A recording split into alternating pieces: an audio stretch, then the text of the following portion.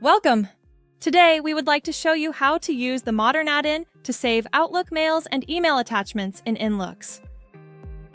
As you may already know, the modern add-in equips your Outlook with a practical side panel.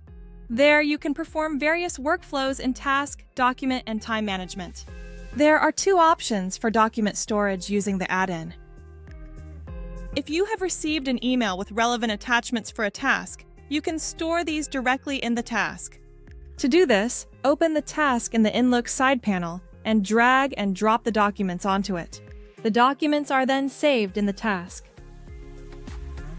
Alternatively, you can use the Documents tab to save documents. There, you can select which documents you want to store, such as the email itself or certain attachments.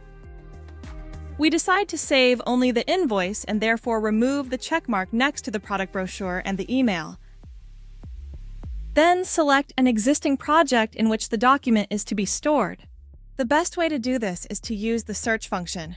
Alternatively, you can also create a new project here by typing in an available name and then selecting Create New Project. For newly created projects, you must initialize the folder structure once at the beginning. To do this, you can either use the default location defined in the settings or, for example, select an individual SharePoint site. In this case, we select the default location.